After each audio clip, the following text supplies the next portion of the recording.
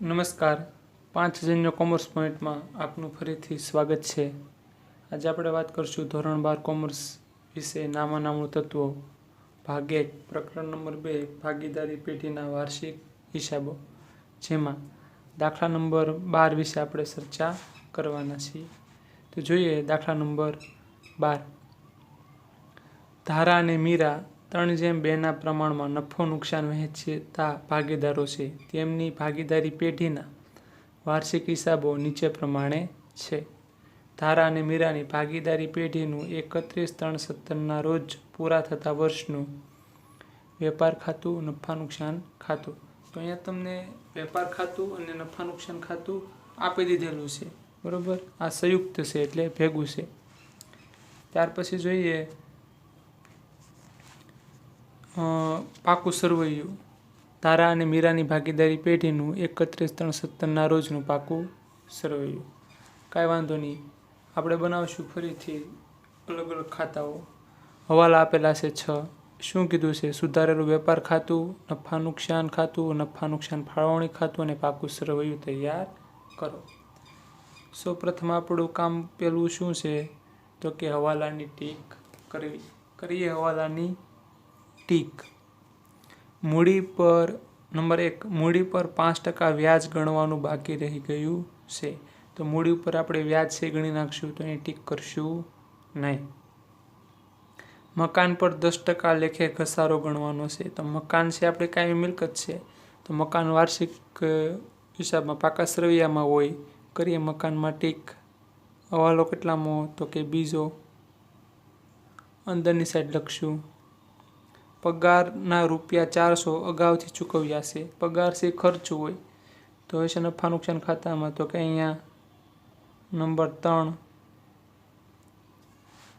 Number 4, રોકાણો પર ₹800 વ્યાજ મળવાનું બાકી છે। રોકાણોમાં કરીએ ટીક નંબર 4। ઘાલખાદ અનામત ₹1200 રાખવાનું છે। ઘાલખાદ છે એ દેવાદારો લગતો હવાલો છે, તો કરીએ દેવાદારોમાં ટીક કેટલામ નંબર 5। છેલ્લો ઉધાર ખરીદી ₹1600 નોંધવાનું બાકી છે। ખરીદી છે તો ખરીદીને અસર કરતા બે વસ્તુ છે, એક લેણદારો અને બીજું છે ખરીદી, બરોબર। તો એક લેણદારોમાં કરીએ ટીક। લેણદારો એટલે શું? તો કે વેપારીઓ, જેની પાસેથી આપણે ઉધાર ખરીદી કરી હોય તે। એક ટીક લેણદારોમાં, બીજી તો કે ખરીદીમાં। હવે ખરીદી ક્યાં આપેલી નથી? વેપાર ખાતા અને નફા નુકસાન ખાતામાં, બરોબર, ભેગું છે એમાં। પણ વેચેલ માલની પડતર આપેલી છે। વેચેલ માલની પડતર એટલે શું? તો કે શરૂઆતનો સ્ટોક, ખરીદી પ્લસ ખરીદીને લગતા ખર્ચા, કાચા માલનો સ્ટોક, કાચા માલની ખરીદી, એમાંથી આખર સ્ટોક બાદ કરી અને પછી જે વધે એને કહેવાય વેચેલ માલની પડતર। તો આપણે વેચેલ માલની પડતરમાં છે એ ખરીદી છે એ નોંધશું, એટલે ટીક કરીએ નંબર 6, બરોબર। હવાલાની ટીક થઈ ગઈ। બનાવીએ જરૂરી એવા બધા જ ખાતા: વેપાર ખાતું, નફા નુકસાન ખાતું, નફા નુકસાન ફાળવણી ખાતું, ભાગીદારોના મૂડી ખાતા અને પાકું સરવૈયું। ભાગીદાર સ્થિર મૂડી ખાતા અપનાવતું નહીં હોય, પણ અસ્થિર મૂડી ખાતા અપનાવતું હશે। જોતા જઈએ એક પછી એક એન્ટ્રી। તો ખાતા રેડીમેડ બનાવેલા તૈયાર છે। હવે ફરીથી વેપાર ખાતું બનાવીશે તો એને કે સુધારેલું વેપાર ખાતું, સુધારેલ નફા નુકસાન ખાતું, ફાળવણી ભાગીદારોના મૂડી ખાતા અને પાકું સરવૈયું।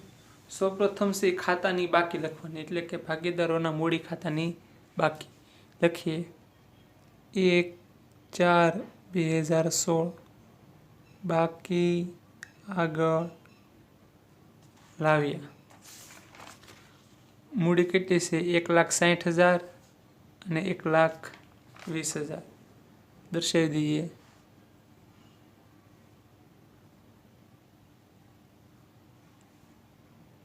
$1,60,000,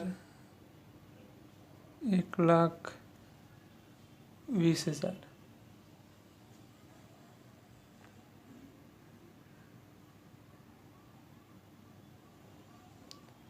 નેક્સ્ટ આગળ વધીએ. હવે એક પછી એક એન્ટ્રી છે એ જ્યાં આવતી હોય ત્યાં આપતા જઈએ. કરી શરૂઆત વેપાર ખાતું અને નફા નુકસાન ખાતાથી. પહેલી એન્ટ્રી છે વેચાણ 7,84,000 દર્શાવી વેપાર ખાતામાં વેચાણ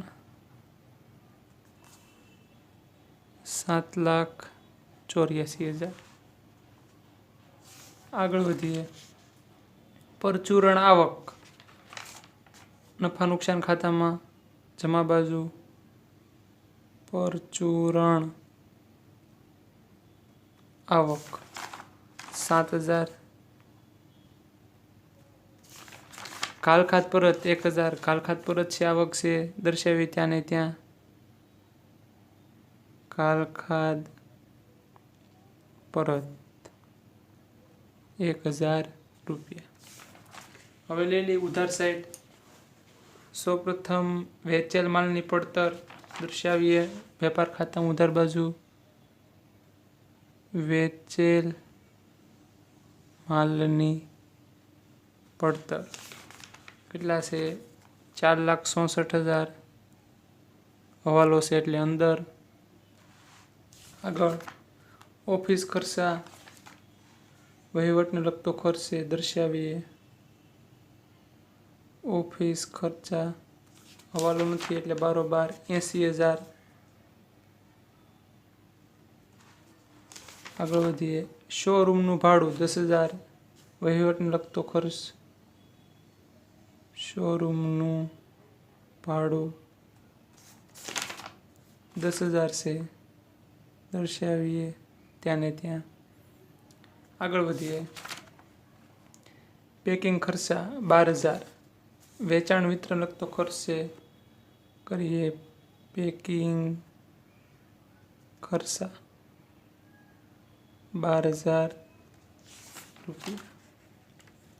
કાલખાત છે એ અન્ય ખર્ચને લગતું નુકસાન છે દર્શાવીએ અન્ય ખર્ચ અને નુકસાનમાં કાલખાત કાચા સરવૈયાની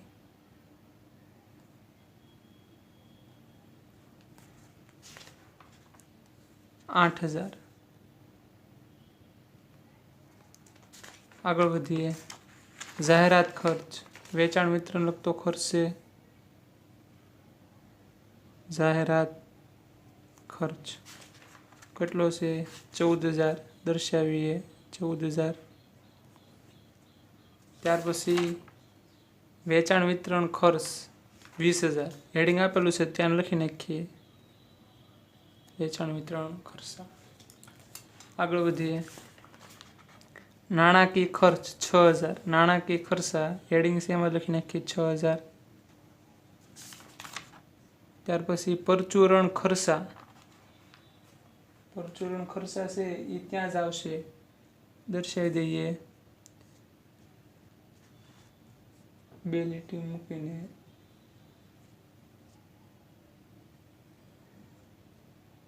પરચુરણ ખર્ચા કેટલા હતા 16,000. આગળ વધીએ. પગાર વહીવટને લગતો ખર્ચ છે દર્શાવીએ વહીવટના ખર્ચમાં પગાર 8,000 હવાલો છે એટલે અંદર. કરવેરા વીમો વહીવટને લગતો ખર્ચ છે એક લીટી મૂકીને કરવેરા વીમો કેટલો છે 2,000 હવાલો નથી એટલે 12.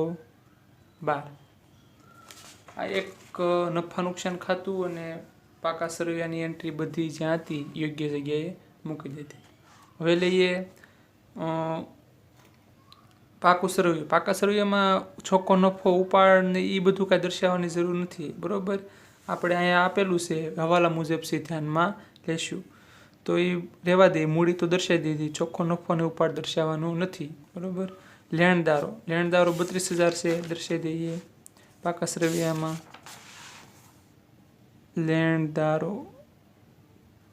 લેણદારો કેટલા આપેલા છે તો કે 32,000 અંદરની ખાનામાં કારણ કે હવાલો છે માટે. આગળ વધીએ. દેવી હુંડી 8,000 ત્યાં ને ત્યાં દેવું છે દેવી હુંડી 8,000. જમા સાઈડ બધી પૂરી થઈ ગઈ. હવે લે ઉધાર સાઈડ. કાયમી મિલકતમાં મકાન 2,40,000 દર્શાવી. કાયમી મિલકતમાં મકાન 2,40,000 હવાલો છે એટલે અંદરની સાઈડ. ત્યાર પછી પ્લાન્ટ યંત્રો 20,000 એક લીટી મૂકીને. પ્લાન્ટ યંત્રો 20,000. આગળ વધીએ. ફર્નિચર 20,000 ત્યાં ને ત્યાં. ફર્નિચર 20,000. રોકાણો 24,000 દર્શાવી ત્યાં ને ત્યાં. પાકા સરવૈયામાં મિલકત લેણા બાજુ. રોકાણો હવાલો છે એટલે અંદર. રોકાણો કેટલા છે? 24,000 હવાલો છે એટલે અંદરની સાઈડ. આગળ વધીએ. ચાલુ મિલકત આવી ગઈ. રોકડ શિલ્લક 10,000.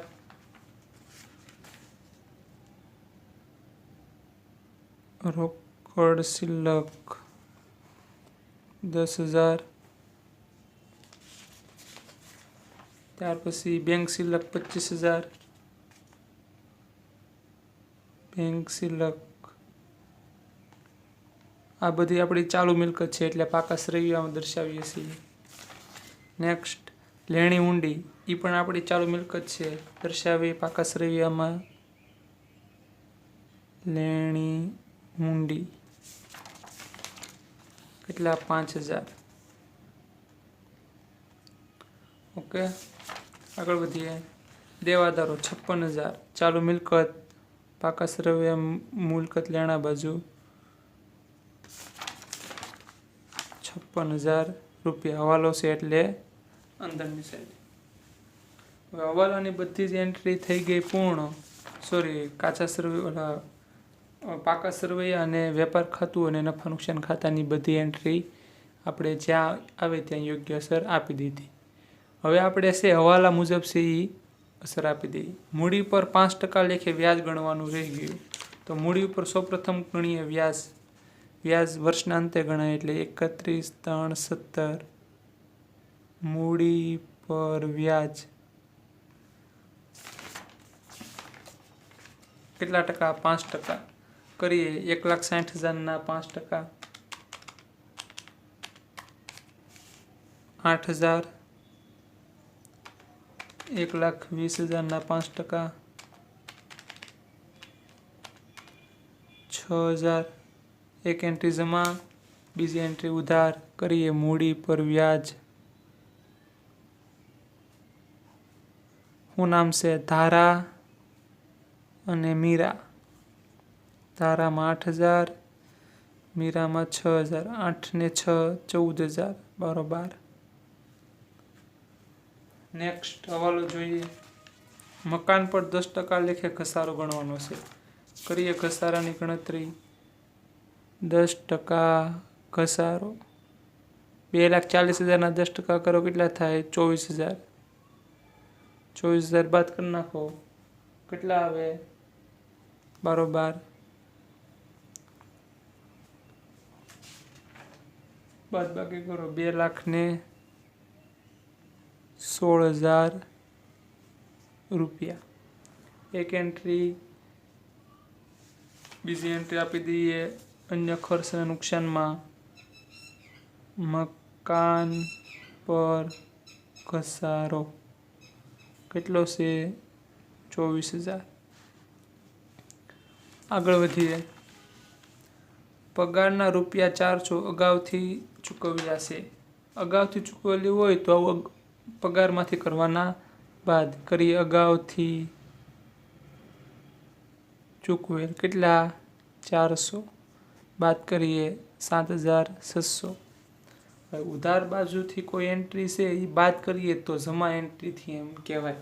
તો જમા એક અસર આપી દીધી તો બીજી અસર ઉધાર આપવાની થાય. અગાઉથી ચૂકવેલ કોઈ પણ વસ્તુ હોય તો આપણું કહેવાય ચાલુ મિલકત. દર્શાવીએ ચાલુ મિલકતમાં અગાઉથી ચૂકવેલ પગાર કેટલા 400 રૂપિયા. આગળ વધીએ. રોકાણો પર 800 વ્યાજ મળવાનું બાકી છે. તો રોકાણોમાં શું કરવાનું? પ્લસ મળવાનું બાકી વ્યાજ કેટલા? 800. સરવાળો 24,800 મળવાનું છે એટલે આપણે આવક થઈ નફા નુકસાન ખાતામાં દર્શાવી દઈએ. મળવાનું બાકી રોકાણોનું વ્યાજ, મળવાનું બાકી રોકાણોનું વ્યાજ 800 રૂપિયા. ત્યાર પછી ખાલખાદ અનામત 1200 રૂપિયા રાખવાનું છે. તો કરીએ ખાલખાદમાં ખાલખાદ અનામત હવાલાની કેટલા? 1200 રૂપિયા. કરી દઈએ બાદ એટલે આપણને મળશે 54,800. એક એન્ટ્રી મિલકત લેણા બાજુ, એક અન્ય ખર્ચ નુકસાનમાં ખાલખાદ અનામત હવાલાની કેટલા? 1200. સરવાળો કરીને 12 9,200. આગળ વધીએ. ઉધાર ખરીદી રૂપિયા 1600 નોંધવાની બાકી છે. કરીએ વેપાર ખાતામાં વેચેલ માલની પડતરમાં પ્લસ નહીં નોંધેલ ખરીદી 1600 રૂપિયા કેટલા થશે? 4,65,600. એક એન્ટ્રી ઉધાર તો બીજી એન્ટ્રી જમા. ખરીદીનો સંબંધ લેણદારો સાથે હોય એટલે કે વેપારીઓ સાથે. કરીએ લેણદારોમાં પ્લસ નહીં નોંધેલ ખરીદી 1600 રૂપિયા. સરવાળો 33,600. બધી એન્ટ્રી જ્યાં આવે ત્યાં આપણે યોગ્ય જગ્યાએ છે એ આપી દીધી છે. હવે એક પછી એક ખાતા કરીએ ક્લોઝ એટલે આપણને મળે જવાબ. જમા બાજુ સરવાળો વધુ થશે એવું લાગે છે. 784 અહીંયા 4 લાખ છે. કરીએ 7,84,000 7,84,000 માંથી બાદ કરી દઈએ. 7,84,000 માંથી બાદ 4,65,600 3,18,400 3,18,400. આને કહેવાય સુધારેલ કાચો નફો. ક્યાં લઈ જાઉં? સુધારેલા નફા નુકસાન ખાતે. અહીંયા દર્શાવ્યું. હવે દર્શાવી નફા નુકસાન ખાતામાં જમા બાજુ કાચો નફો ક્યાંથી લેવા? તો કે સુધારેલા વેપાર ખાતેથી. કેટલો? 3,18,400. કરીએ સરવાળો. 3,18,400 વત્તા 7,000 વત્તા 1,000 વત્તા 800 3,72,200. જમા બાજુ સરવાળો વધુ થાય એવું લાગે છે. કરીએ 3,27,200 3,27,200. એમાંથી ઉધાર બાજુની બધી એન્ટ્રી કરીએ બાદ 80 10 7,600 2,000 20,000 12,000 14,000 6,000 9,200 16,000 24,000.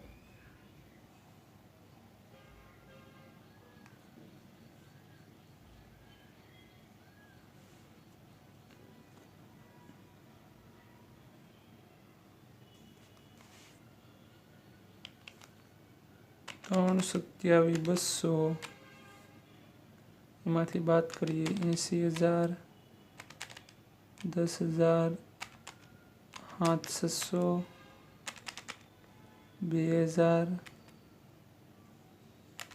20,000 12,000 14,000 6,000 9,200 16,000 24,000 2,26,400 સોરી 1,26,400 અને કહેવાય ચોખ્ખો નફો. ક્યાં લઈ ગયા તો કે નફા નુકસાન ફાળવણી ખાતે, સુધારેલ નફા નુકસાન ફાળવણી ખાતે. ઉધાર તો આ બાજુ જમા. ચોખ્ખો નફો ક્યાંથી તો કે સુધારેલ નફા નુકસાન ખાતેથી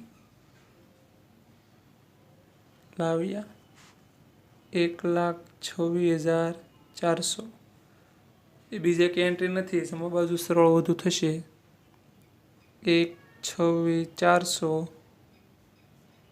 1,26,400 એમાંથી 14,000 બાદ કરી દઈએ એટલે 1,12,400 1,12,400. આને કહેવાય વેચણી પાત્ર નફો. બે ભાગીદારો છે ધારા અને મીરા.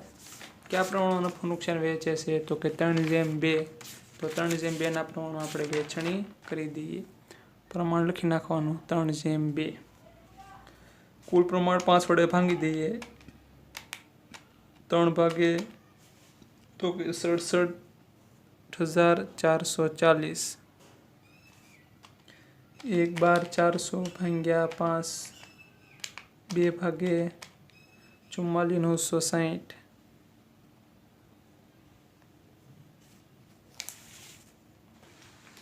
આ બાજુ ઉધાર તો આ બાજુ જમા.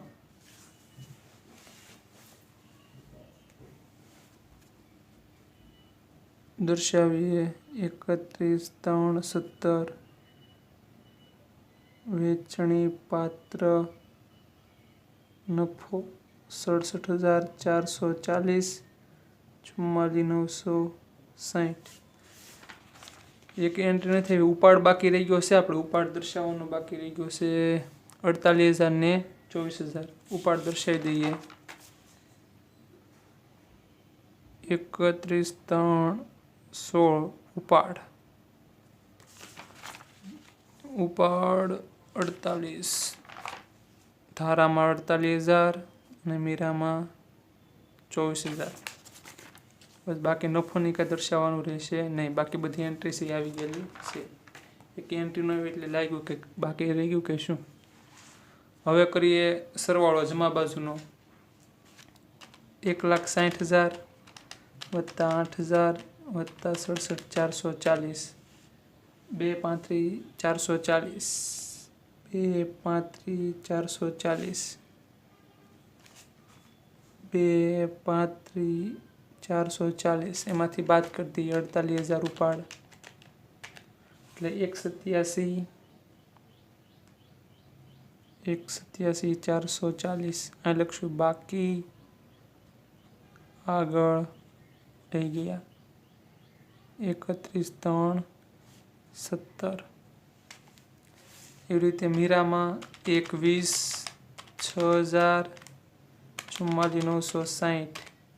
1,70,960 1,70,960 1,70,960. ઉધાર બાજુની એન્ટ્રી બાદ કરીએ. એક જ એન્ટ્રી 24,000 બાદ 1,46,960. આ બંને એન્ટ્રી ક્યાં દર્શાવશું? પાકા સરવૈયામાં મૂડી દેવા બાજુ બંનેની જમા બાકી છે એટલે દર્શાવીએ ધારા અને મીરા. ધારાની કેટલી બાકી છે તો કે 1,87,440 મીરાની 146 960 કરીએ બંનેનો સરવાળો 187 440 વત્તા 146 960 3,34,400 કુલ મૂડી. હવે કોઈ એન્ટ્રી બાકી રહેતી નથી બરોબર. કરીએ બંને બાજુ સરવાળો છે એ પાકા સરવાળામાં સરખો થવો જોઈએ. કરીએ 3,34,400 વત્તા 33,600 વત્તા 8,000 3,76,000 આવ્યો જમા બાજુ. 3,76,000 ઉધાર બાજુ પણ આવવો જોઈએ એટલો 2 16 20 20 24,800 10,000 25,000 5,000 54,800 400 3,76 બંને બાજુ સરવાળો મળી ગયો એટલે કે આપણો દાખલો સાચો છે બરોબર. આ રીતે છે એ દાખલો થશે. જો તમને આ વિડીયો ગમ્યો હોય તો મિત્રો સાથે લાઈક કરો, શેર કરો અને ચેનલને સબસ્ક્રાઈબ કરવાનું ભૂલતા નહીં. ફરી મળીશું નેક્સ્ટ દાખલા સાથે. ત્યાં સુધી આવજો. નમસ્કાર.